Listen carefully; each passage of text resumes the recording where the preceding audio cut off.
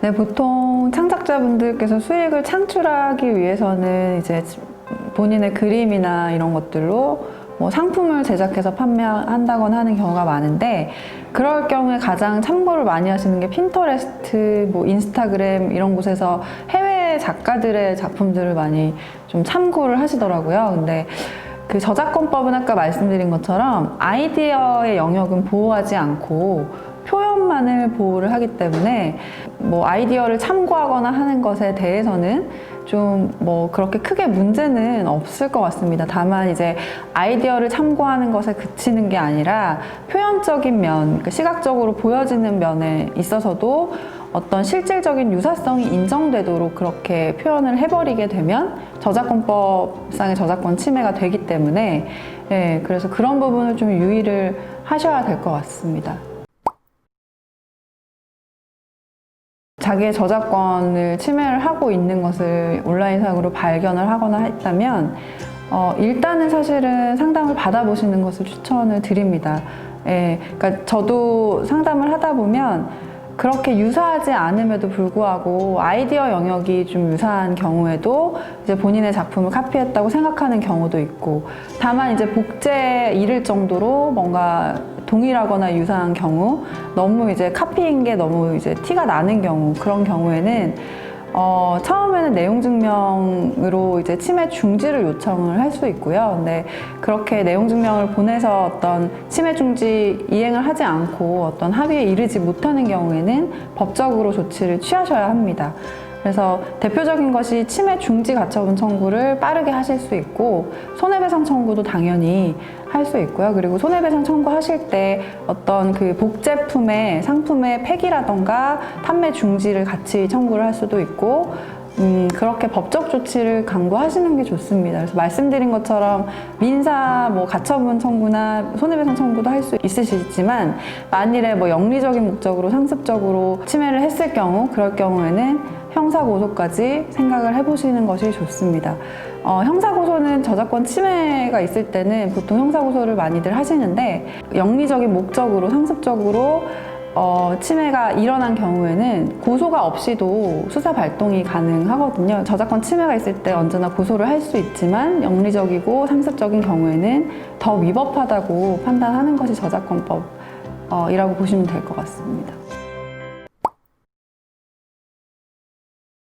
사실은 그 부분이 좀 맹점이긴 합니다. 가장 저작권법에서 문제되는 게 중국에서 카피가 많이 발생을 하거든요. 근데 중국 같은 경우에 저희가 대응을 하려고 해도 현지 로펌을 써야 되는데, 그렇게 되는 경우에는 너무 비용이 많이 들고, 소송할 때도 좀 이제 아무래도 송달의 문제라던가 국가가 다름으로 인해서 발생하는 비용들이 굉장히 많고, 그리고 해결까지 오래 걸리거든요. 그래서 그 부분에 대해서는 아직도 이제 특히나 영세한 창작자들 같은 경우에는 그렇게 큰 비용을 써가면서 법적 대응을 하기가 좀 어려운 면이 있습니다. 사실 큰 기업 같은 경우에는 당연히 글로벌하게 대응이 가능하지만, 창작자들일 경우에는 좀 어려운 부분이 있고, 다만 뭐 중국에서 카피한 그런 카피 제품을 한국에서 다시 수입을 해서 판매하는 한국에 있는 업체들이 있는데, 그럴 경우에는 대응이 가능합니다.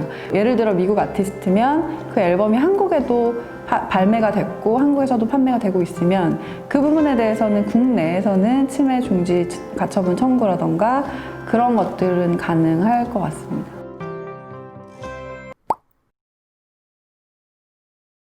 일단은 누군가 자기한테 이렇게 본인한테 이의 제기를 하면, 사실은 내가 어떤 저작물을 카피를 했는지 혹은 레퍼런스 참고를 했는지 좀 차용을 했는지 이거에 대해서는 주관적으로 다 알고 있을 거잖아요. 만일에 아이디어 차용을 했다고 하면 사실 저작권법의 보호 대상은 아니지만 민사적인 불법행위에 해당될 여지도 있습니다. 그래서 합의를 하려는 노력이나 이런 것들이 필요할 것 같고, 다만 뭐 아이디어 차용이라던가 혹은 뭐 저작물 차용이라던가 이런 것들도 하지 않았는데 우연히 비슷하게 카피 제품처럼 보이는 경우라면 당연히 이제 사실대로 얘기를 하고 서로 간의 합의는 필요할 것 같습니다. 이 저작권 침해가 되려면 그 실질적 유사성도 필요하지만 의거성이라는 것이 필요하거든요. 한마디로 그 저작권자의 저작물에 의거해서 내 저작물을 작성을 해야 되는 건데 이런 의거성이 존재하지 않고 우연히 카피 제품처럼 동일하게 됐다라고 하면 그 부분에 대해서는 잘 소명을 해서 합의를 해야 되지 않을까 싶습니다. 네. 그 폰트 업체가 폰트를 배포하면서 조건을 내걸었다고 한다면 그것은 약관의 일종이라고 보시면 될 것 같습니다. 무료로 배포한 것들을 다운받아서 사용을 할 때도 항상 그 조건을 숙지를 하고 그 조건 이내에서 사용을 해야 되는 거고, 다만 사용기간이 도과했고 유료 기간으로 이제 변경이 되었는데도 무료로 사용하고 있다라고 하면 그것은 채무 불이행에 해당이 될 수 있거든요. 그러니까 관련한 유사한 판례들 중에 보면 어떤 사안을 판단을 할 때 이게 민사적인 채무 불이행, 한마디로 계약 위반이라고 보면 형사적인 어떤 조치는 불가능한 사건으로 그렇게 판단을 하거든요. 그러니까 한마디로 처음에 무료로 배포 받아서 복제를 해서 다운로드 받을 때 어떤 계약이 성립이 됐다고 판단을 하고 그 계약 조건을 이제 위반해서 뭔가 기간을 도과해서 사용했다라고 하면 이것은 계약 위반이라고 봐야 되지 그 형사적인 저작권 침해라고 보지는 않아요. 그러니까 말씀드린 것처럼 저작권 침해 같은 경우에는 민사 대응 가능하고 형사로 고소가 가능한데 이런 계약 위반 사안의 경우에는 형사적인 저작권 침해가 성립되지 않는다는 것이 판례거든요. 그래서 가능하나 이제 만일에 고소를 당했다고 하면 당연히 변호사와 상담을 하셔야 되고 그런 변호사의 의견에 따라서 지금 가장 나와 있는 최신 판례의 그런 입장에 따라서 항변을 하시고 대응을 하시는 게 맞을 것 같습니다. 그리고 말씀 주신 사안 같은 경우에는 그 저작권 침해 고의가 일단은 없는 경우가 많을 것 같아요. 그래서 약간의 과실이 있을 수 있겠지만 그 부분에 대해서 충분히 설명하고 변론을 하는 게 좋을 것 같습니다. 네. 인스타그램도 이제 본인 프로필이 들어가는 그 첫 페이지에 거기에 지금 여기에 게시되는 그런 그 창작물이나 이미지 같은 경우에는 이제 자신이 창작한 것이고 독점 사용권이 자신에게만 있다라는 그런 표기가 있으면 도움이 될 것 같습니다. 그건 이제 자신의 의사를 명확하게 명시를 한 거기 때문에 그런 표기가 없다 하더라도 당연히 이제 타인이 그 이미지를 가져다 쓰거나 혹은 그 이미지 안에 있는 상품을 모방하거나 하면 당연히 안 되는 거지만 저작권자가 그런 명시를 명확하게 해줌으로써 그 콘텐츠를 보시는 분들에게 혼란을 주지 않고 이 저작물은 당연히 도용하면 안 되는구나 라는 인지를 첫 인상에서 주는 게 사실은 저작권자한테 도움이 되지 않을까 싶습니다. 네. 수익화가 됐거나 사업화시킬 그 계획이 있다라고 하면 반드시 서명 계약을 체결하시는 게 좋습니다. 그래서 나중에 수익이 발생했을 때 수익을 어떤 비율로 나눌지부터, 그리고 이 창작을 하는 이 작업 내에서 누가 어떤 기여를 할지, 누가 어떤 롤을 맡을지에 대해서 명확하게 규정해 놓은 그런 서면 합의를 작성을 해두고 창작 행위에 착수하고 나중에 상품화에 들어가는 게 분쟁을 줄일 수 있습니다.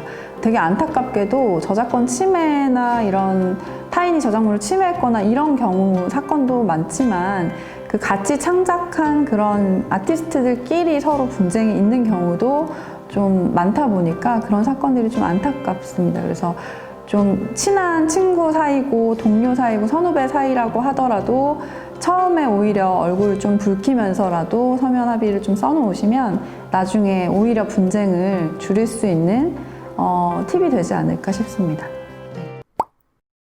주간 손재주 구독자 여러분, 원래 저작권법은 몇 시간에 걸쳐서 천천히 설명을 드려야 아마 이해가 가능하실 텐데 이렇게 짧은 시간 안에 최대한 쉽게 설명드리기 위해서 노력했는데 좀 이해가 되셨을지 모르겠습니다.